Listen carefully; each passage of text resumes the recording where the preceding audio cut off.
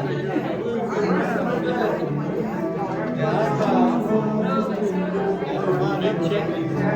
always been because I've never had lunch. I thought we all agreed that I could have vegetables. I always had long hair. This happened. Does this change your personality? Change your personality. Saves my neck muscles though.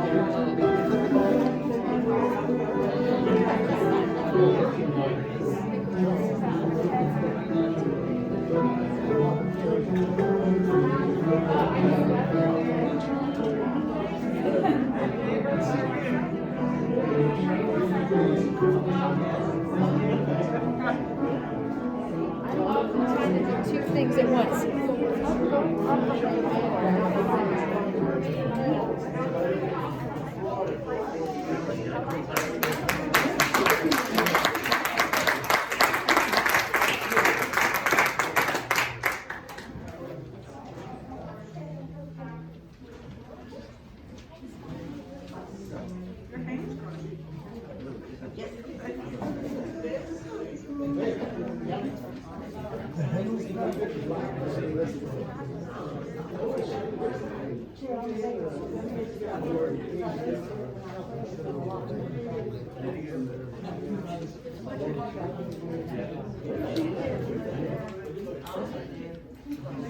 What happened here?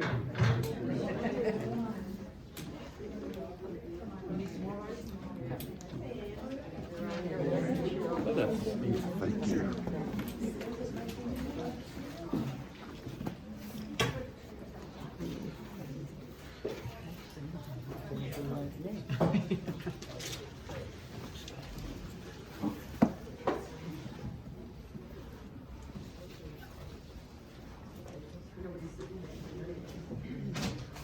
Good morning. Good morning. Welcome to the Unitarian Universalist Congregation of the Shenandoah Valley. My name is Jackie Franklin, and I'm a member of the Board of Trustees.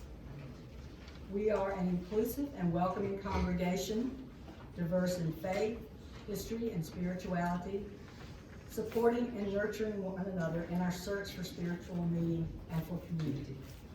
We are united on the side of love and justice, and we like to say that we don't have to think alike to love alike. If you are new to UU, I encourage you to take note of our mission statement, which is printed on the front of the order of service. We also work together to promote and practice the 8 principles, which are printed on the inside of the order of service. It is our tradition to welcome first and second time visitors, or if you haven't been here for a while, to stand, if you're comfortable, and introduce yourself and tell us where you're from. So, we'll start over here. Do we have any visitors on this side this morning? Would you like to stand and introduce yourself? Sure. Good morning. I'm Samantha. This is Ryan. I live in Greenville, South Carolina. Ryan lives here in Black Mountain. And he and I used to attend the Greenville UU Church from time to time. And we always really enjoyed it. And they haven't resumed services as normal. So we haven't been to a service in a really long time. I mean, at least, pre-pandemic. So this is a treat. This is a surprise. We weren't sure that you guys were meeting. So we're excited to be here. Thank you guys for having us. Any more visitors on this side? How about over here? Anybody visiting over here? Well, welcome to you all. If you're interested in learning more about us, or you would like to receive our newsletter, or find out how you can be more involved in this community, there's a white card in the back of the pews and on the table in the foyer.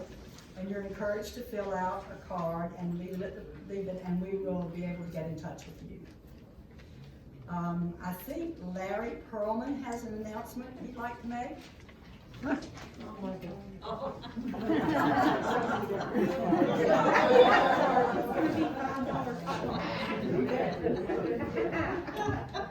As you can tell, the auction isn't quite over yet. We've got 2 of these darling little black bear heads that for $5 could be yours.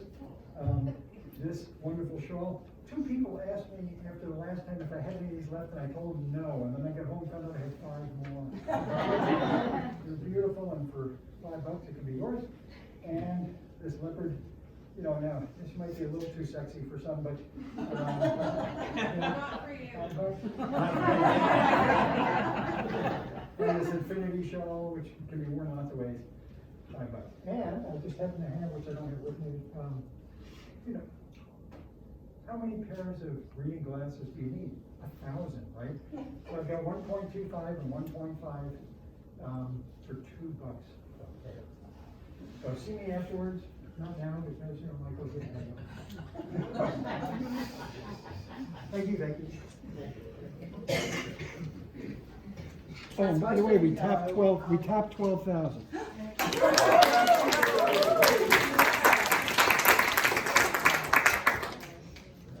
As most of you know, but not all of you, our congregation is participating in a project to improve and work toward right relations with Indigenous people. And you may have noticed our sign outside, our land acknowledgement sign. So I'm going to read that to you this morning before we start our service. UUCSB acknowledges with respect that the land we are on today is the ancestral home of the Cherokee and other indigenous peoples. The Cherokee, through stewardship, understanding, and conservation, survive and thrive in this land. We acknowledge their enduring connection to their homeland. Please remember to silence your cell phones, and we will begin our service.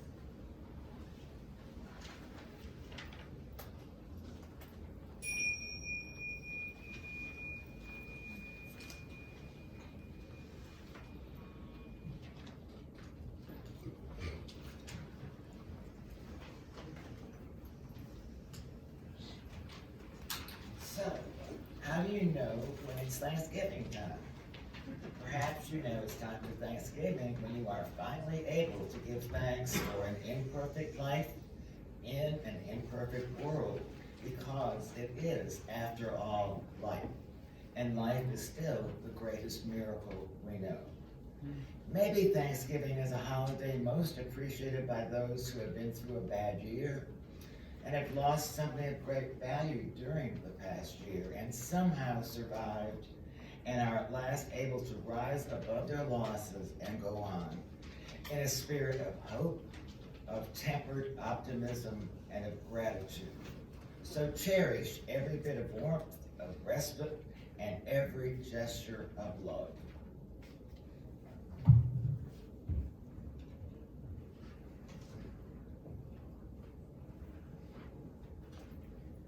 This light is yours and mine to carry. It burns only in the hope-filled heart, the source of all our inspiration and of all the beauty that will ever come to be. Let it shine.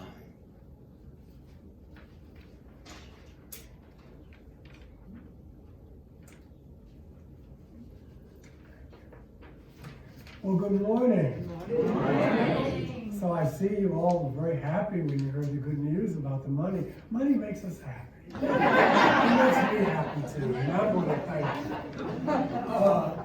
you. Before we start, I just want to say this. I am thankful, and I don't say this often enough. I hope I show it sometimes. Just for who we are and what we do. I mean, I was thinking about just what we've done so far this year. Now, we lost some spiritual warriors along the way. Phil and Norm have gone on to the next part of their journey. But, I mean, we got the 8th principle done, obviously, with what we're doing with indigenous peoples and Mary Soyanova. For those of you who are visitors, this young lady here is our artist, one of them. And so she was the one who designed, well, the sign that we see when you first come in, and for the Cherokee. And we've got, you know, and this was in the middle of a pandemic. And so we are walking our talk. And so I want to thank you. And you need to be proud of yourselves. We are doing the things that we set out to do. And that's very important. And sometimes we can be so much in the trenches and doing, that we don't go, oh, I done good. Well, we done good. And so I just want to thank you, and it's one of the things, serving you is one of the things that I'm very grateful for and thankful for, especially during this holiday. And so with that said, I invite you to rise as you are willing and able, and to join in singing our opening hymn this morning, We Gather Together. Hymn number 349.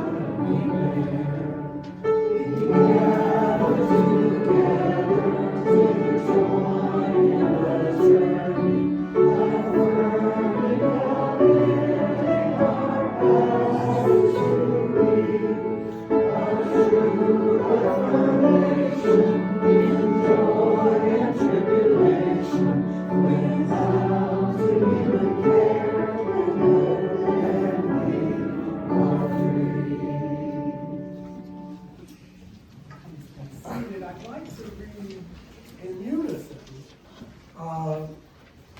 the words of Unitarian Universalist Barbara Peskin. So if you go to the back of your hymnal, reading number 506, let's read this in unison. May the glory of the passing away of autumn lie about us fresh gold for a time. And when the dark comes and the cold, may we remember how today we stand in glory, how we walk in bounty heaped upon earth's dark carpet, how we move knee-deep in abundance, flung against the night's winter curtain. We are thankful for its coming and for its passing. Let it be. Knee-deep in abundance. All righty. This is the time of the service.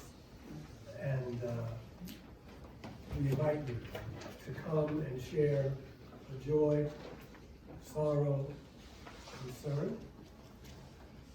The mic is yours, the floor is yours, and for a brief moment, Diane will be yours throughout the camp. For a brief moment. Don't get greedy. We're going to keep Diane, so please.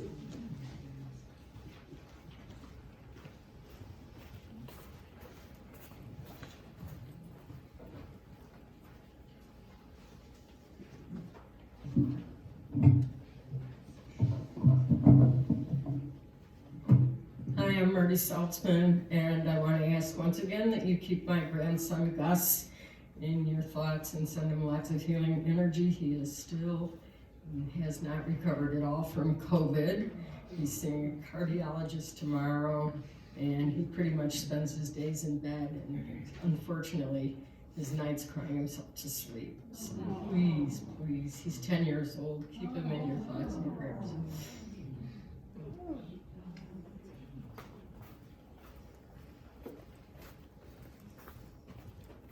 Good morning, I'm Deb Evanchek, and we have two vertically challenged people at one back to back, so I don't even have to move the mic, which is nice. I have a joy and a great thank you and show of appreciation is what this is for all the folks who have been volunteering on the various projects, both inside the building and outside the building, the most recent being all the accumulation and mulching of the leaves outside, 3 Saturdays worth of time and effort. Also, the trimming of the greenery around the building, the painting project, the cleaning that we do every week, changing batteries and bulbs, adding the blinds to the portico, general maintenance. Just thank you all very much. You all put forth so much time and effort, and thank you.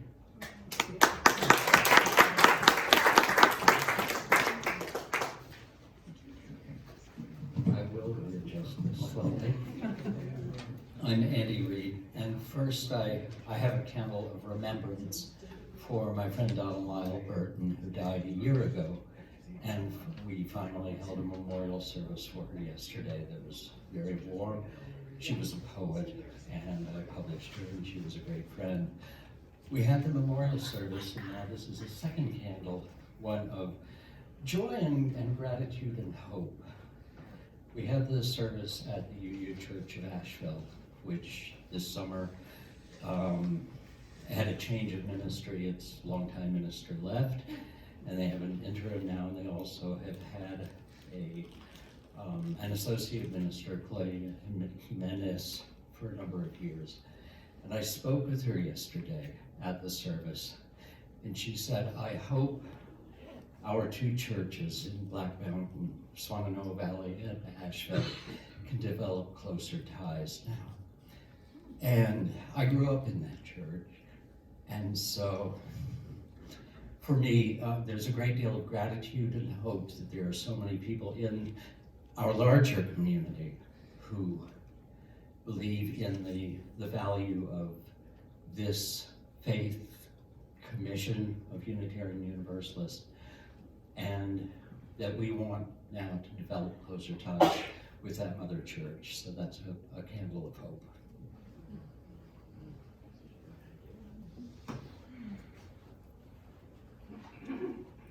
Hi, I'm Jackie. I wanted to light a candle of joy today. Today is my baby girl's 51st birthday. But she's still my baby girl, and she told me last night that she's really not 51, she's 49, because once she turns 50, she was going to start counting backwards. And I'm going to see her for Thanksgiving. I have not seen her and my grandkids since before COVID, so it's been almost 2 years, so I'm really excited to go and visit with them.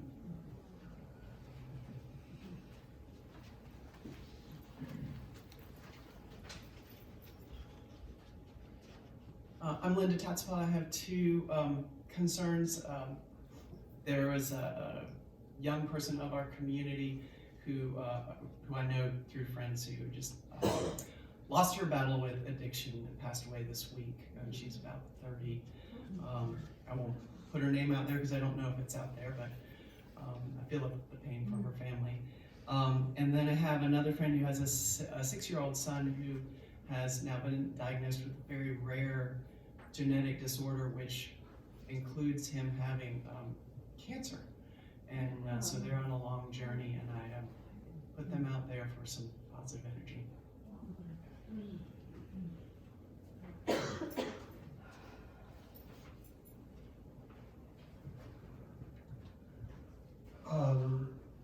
Seems to be going around. I know 2 UUs who cancer has returned. So they have a fight on their hands, so would you light a candle? And to have a joy from Jane Carroll and David Reed. They wrote me, Jane says that her older brother Chip is home after 3 operations. Well, this was November 18th. To have his leg amputated. It was a month being in and out of hospitals and 2 trips to rehab. The adjustment is in the early stages, but he keeps surprising us with his will to live and his positive attitude. She writes, please keep sending your thoughts, support, and prayers to him for more joyful days and courage and strength. And she says, I appreciate the support of the congregation for David and I, and we are a great community, and she misses us. But on November 20th, well, I should say but he's back in the hospital because of being very confused and sleepy. She's saying she's hoping that it's just a UTI, but he has to stay overnight, and they have to run some tests. So please keep sending your prayers and thoughts to Chip and Jane Carroll and David Reed.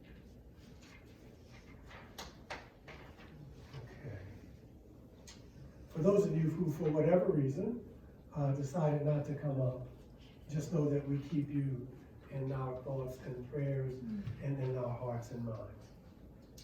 So, having said that, I ask you to center yourself as you best know how, and I will read this lovely meditation from Brother Richard Gilbert, who I always go back to him time and time again, and then afterwards we will have our time of quiet.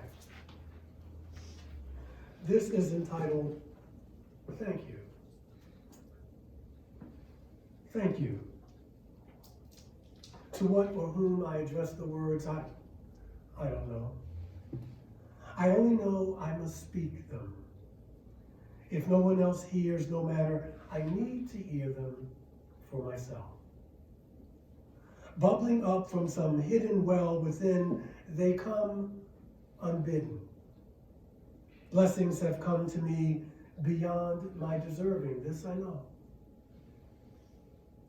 To be sure, there are always moments of pain.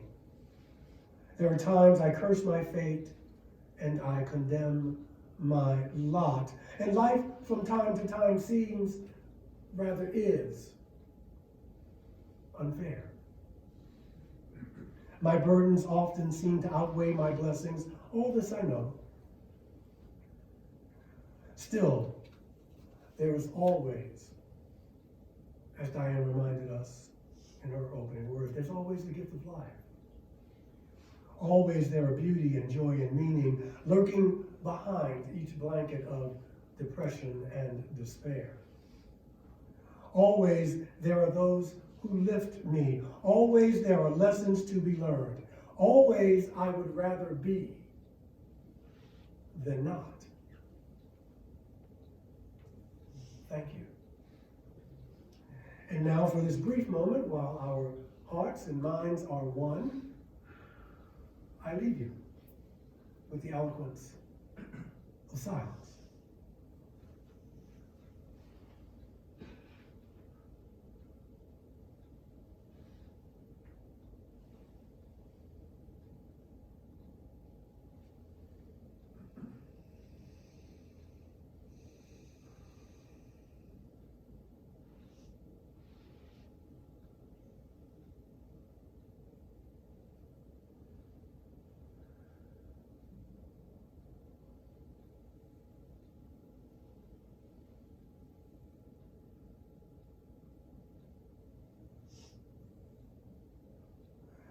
And so it is. The words of William James again. The greatest use of life is to spend it on something that will outlast it. And in that spirit we now collect this morning's offering.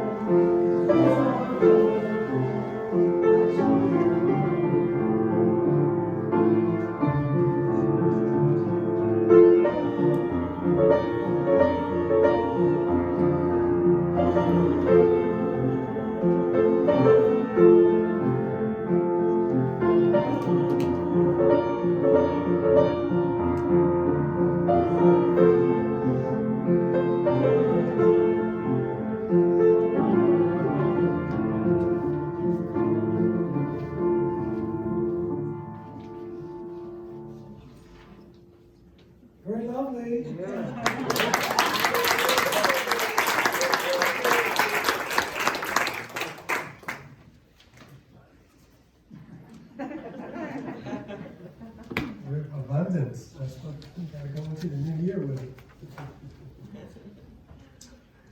for your generosity, by the way. So, you don't have to stand up unless you want to. But, we do want to be thankful for the beauty of the earth. Hymn number 21. Number 21. Stand if you will, but sit if you must.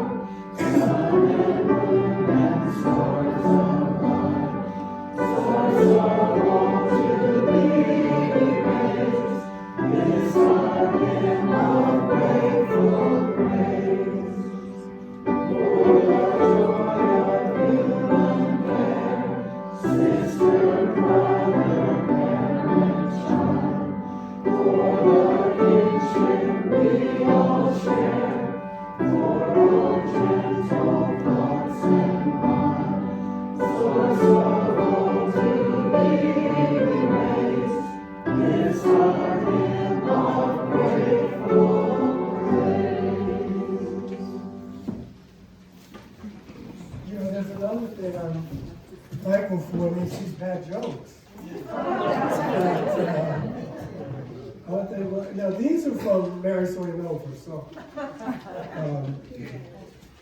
don't want to ruin it, but let me, hold on.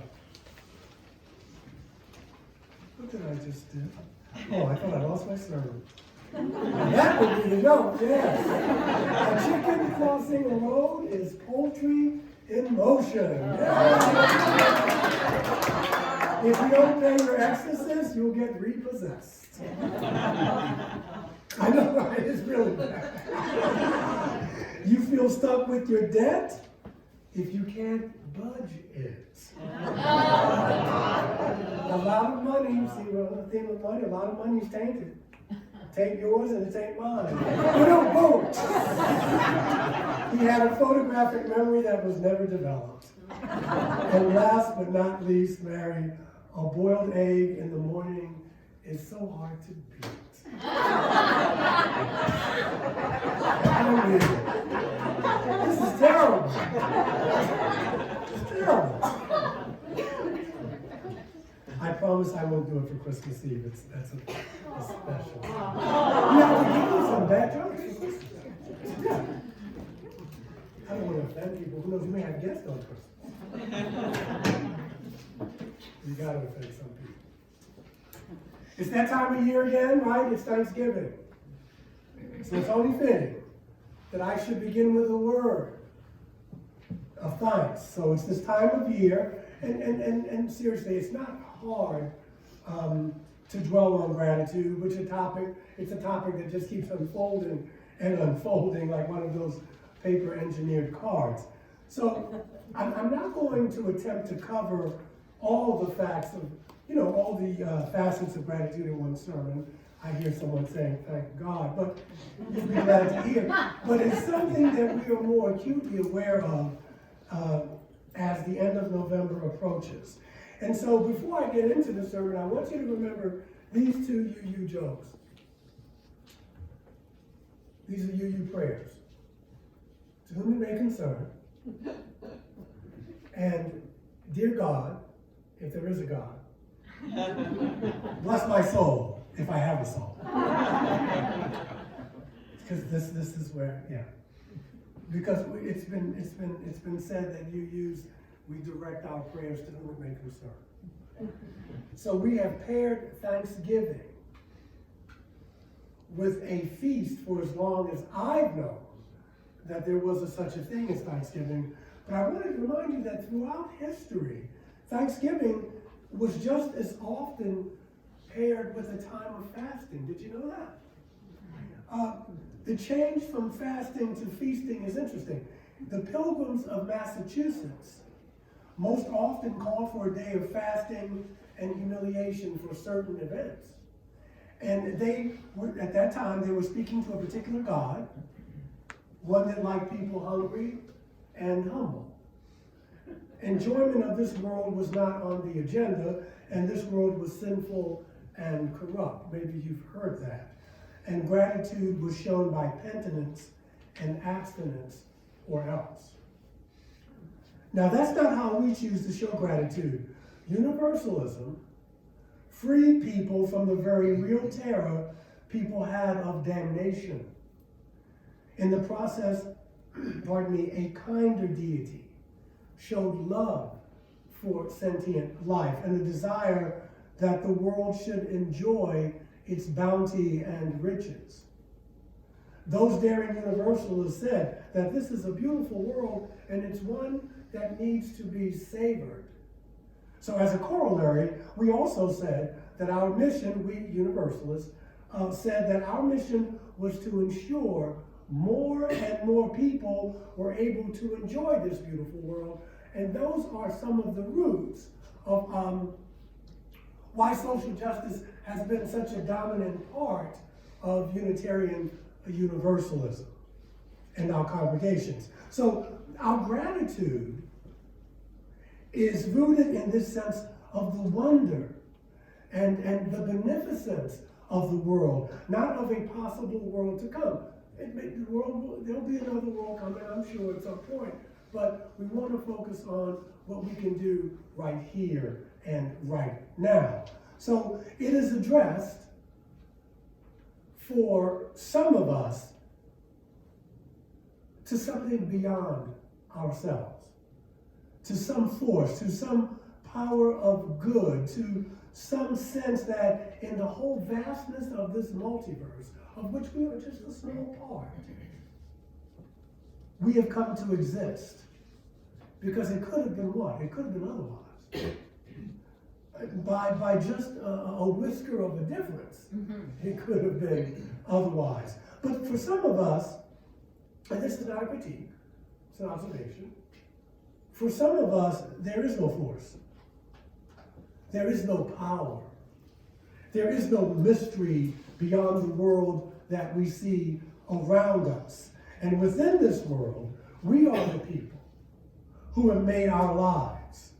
It is human spirit and human effort that have changed this world and provided us with what we have.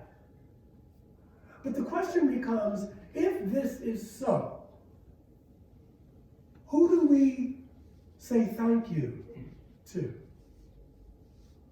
Who do we send those thank you cards? Is it to ourselves? Is it to our own inner being, or from our own minds and hearts? And if this is the case, what note should we send? If this is the case, should any card of gratitude be sent at all? For many, not just you, perhaps especially not you, this is the case. We live in a very wealthy country. Yes, we print money out of thin air. That's kind of magical until you have to pay for it. But we live in a very wealthy country. For most of us, Thanksgiving is just one more feast in a continuing series of feasts. It is a feast at which we give at least a token moment of thanks to someone or something, somewhere, for our good fortune, for our families, and for our friends.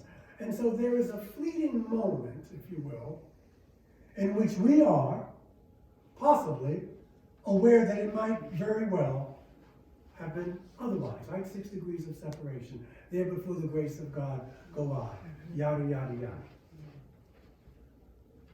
Perhaps for those whose lives have been beset by blows and reversals, the thanks may be particularly heartfelt, especially this time of year. They may see more than those of us whose lives have been relatively untroubled, how close we are to the edge every day, whether we see the precipice or not. But for many, this feeling will soon pass. For most of us, we kind of expect a certain way of life and a certain continuity to our days. We do not see good fortune as exceptional. We see it as the norm. We address our rather perfunctory thanks to no one in particular, perhaps to a vague idea that we should be a little more conscious that we have good fortune, that things are not otherwise. There's a paradox in this. It seems as if the people whose lives have been interrupted by misfortune find themselves at a crossroads. A crossroad that is only revealed in times of pain and in times of heartache. The sign at this crossroad points in 2 directions. One points toward the city of gratitude, while the other points to the metropolis of despair. The old way forward is closed. I often hear African Americans say, not only, but many more times than not, this phrase to one another: God is good. God is good. Even when brother, written by what's his name, can walk. God is good. It's good. We don't know what's going on in Mr. Arbery's trial, but it's probably some shenanigans. But they still say, we still say, God is good. And the other brother or sister would reply, all the time.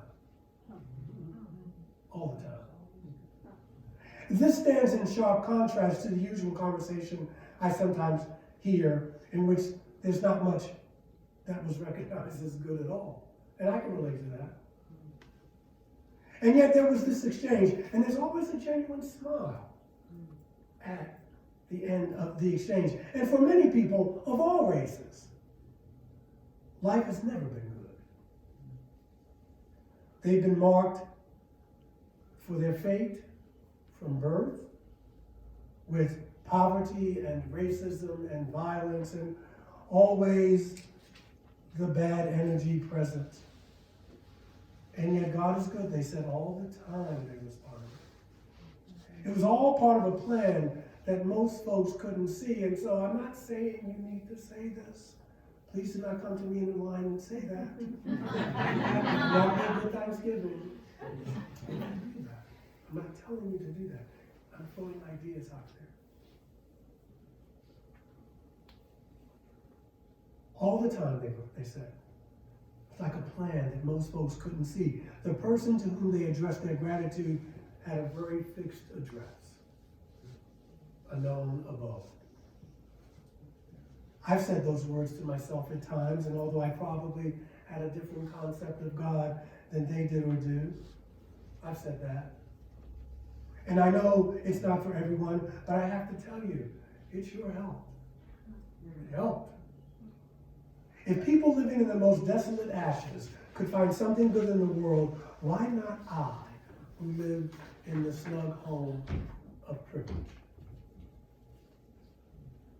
Gratitude is what it's called. Gratitude to something or to someone. A sense of a world beyond the narrow confines of our problems and our deficits. This desire to see something right within us, with the universe, of which we, again, I want to remind you, just a small part. This is what motivates the books and articles and songs that tell us what? That gratitude is necessary.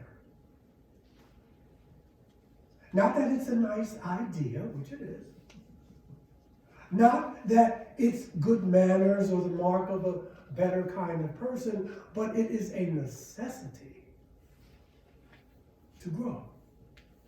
Whether you're an atheist or you're a devout, whatever, in order to grow, you have to be able to express gratitude. And if you can't express it, at least to have it.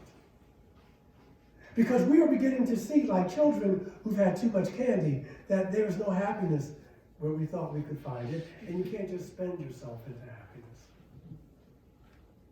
And so we come in gratitude, not humility before some type of harsh deity, but because gratitude is a healthy way to place ourselves in this multiverse. We did not make ourselves. We did not choose, at least consciously. We could argue metaphysically, but we didn't choose the circumstances of our lives. And an awful lot of people worked hard for us to be here so that we could be here. In this view, gratitude becomes perspective. It's a perspective that can save us from the view that we are all alone are responsible for the good and success in our lives, and that we really don't have to have gratitude to anyone. But this view is fine as long as things are going well, but it is poison when it's not.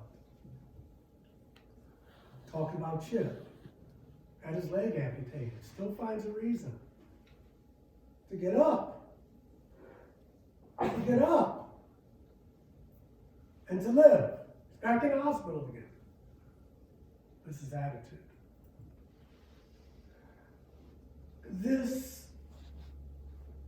This non-gratitude is, at best, a dangerously naive way to live. We have the freedom to create our own lives, a freedom we can choose or discard, but we do not choose the circumstances under which we exercise this freedom.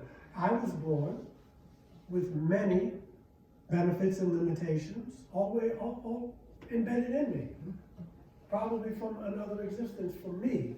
But the time in history, my parents, my race, my nationality, my gender. Again, we could argue it, but we're not here to do that. My degree of intelligence, my attractiveness, my height, my predisposition to certain conditions. So are we all. None of us consciously chooses these things, but a very small change in any of these circumstances. And guess what? It could have been otherwise. Could have been otherwise. Very much otherwise. None of us chooses suffering either, and yet it happens, doesn't it? Oh, it happens. Generally sooner rather than later. So what about that? Are we really supposed to be grateful for the bad things that come into our lives? I dislike being told to be grateful. Because I think I already am. I especially dislike having people pointing out the silver lining in my clouds. If I want to wallow in self-pity, then just leave me alone and let me do that. I have that inalienable right, at least I should have, but here again, I'm talking about the necessity. Here I'm standing up here talking to you about gratitude. Hypocrisy? Possibly. But I do know that while I can wallow occasionally that won't hurt, but a lifetime of doing so. Doing that every day, nurturing my sense of injury and entitlement, a lifetime of narrow focus on the wrongs and hurts in my life, well, that's going to do me in. And nobody wants to be around that. Suffering comes in many forms, but it comes to everyone. And many of the well-meaning platitudes that people use in an attempt to cheer us up only further our sense of isolation and misunderstanding. And so the question becomes, how can we both respect other people's feelings and find a reason to be grateful for suffering? Perhaps it's in seeing that what suffering can do. The words of Buddhist Jack Kornfield. It is a basic principle of a spiritual life that we learn the deepest things in unknown territory. Often it is when we feel most confused inwardly and are in the midst of our greatest difficulties that something new opens up. We awaken most easily to the mystery of life through our weakest side, he writes, the areas of our greatest strength, where we are the most competent and clearest, keeps us away from the mystery. It's like rehearsing or practicing. You know, I'm going to practice baseball and I'm a right-handed hitter. So what do? I practice right-handed hitting. But I already know how to do that. We learn through suffering, and we are called to turn that learning into understanding.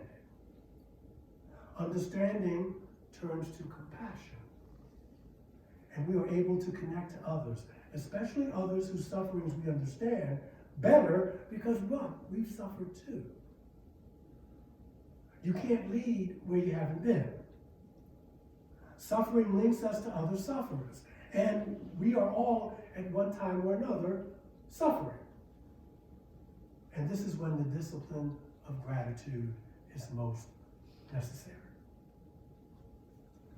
When we can't see those invisible links, then we do indeed stand in danger of going down the deep, dark hole of despair, a hole that we can come to, guard again, and we can just isolate ourselves because of it. But when we can see our connection to others, you already know this, just reminding you,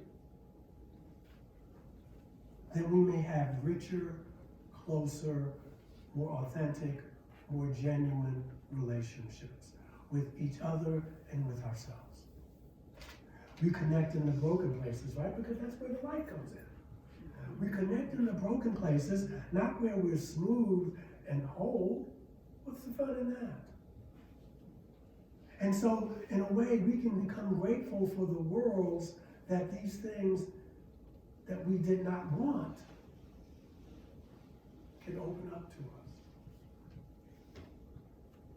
Those of us born into a world of individualism, and by that I mean, if you were born in the West for the past 500, 600 years or so, we have a difficult time with connection. I mean, we talk a lot about it, but we have a difficult time with connection, with seeing ourselves as part of a complex, for instance, ecosystem. Well, now, Ray Charles can see it. You have to start seeing it now. But rather than as isolated and self-actualizing units of one. The United States, we were raised with this. I have my rights. I'm an individual. I pick myself up by my bootstraps. If gratitude opens us to the reality that we are dependent on others, if gratitude opens us up to our need for each other, then I would be grateful for that wisdom. So who we address our gratitude to is important, and that's what I want you to hear. You can call it God, you can call it that tree out there, but it's important who you address your gratitude to. Do we see ourselves as puppets dependent on a master puppeteer, made to be grateful for our existence and conscious of our failings? That's all dysfunctional religion. That's a religion of shame and terror. If in the process of casting off that religion, we went too far, now the pendulum's over here, now it's, it's all about me. It's all about me and my growth. not about how I have to come back into the world and reconnect. As fundamentalists, they're trying to go back, but we can't go back. Thank goodness. Not that far back. In other words, the genie of individualism is well and truly out of the bottle. The only way forward is learning from that which may no longer work and working toward that which will. And so I just want to, in closing, who do you address when you write your thank you notes? Who do you address them to? Metaphorically, literally, who do you, is it to whom it may concern? As individuals bound together on this journey, we write these notes in different ways. And they may be sent to different addresses, I grant you that. But I would hope that they would all accomplish one goal. And that is to let us see ourselves in some true relationship to the world that offers us so very much. To let us see the world, to see the whole of life, its joy and its sorrow, and something for which we have cause to be grateful. The discipline of gratitude, and it is a hard discipline, can let us see that we are always connected and never alone, ever, ever. So as we sing our next hymn, For All That Is Our Life, we sing our thanks and praise for all life is a gift, which we are called to use to build the common good and to make our own days glad. Happy Thanksgiving. Please rise as you are willing and able and join in singing our closing hymn, For All That Is Our Life.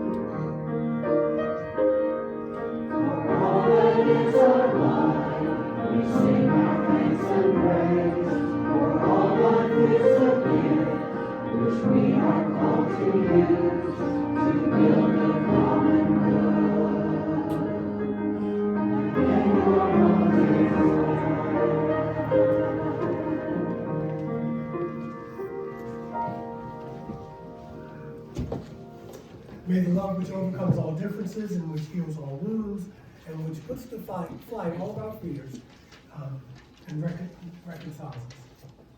Be separated when we're separated. Be with us now and way down the line until we meet again. Happy Thanksgiving.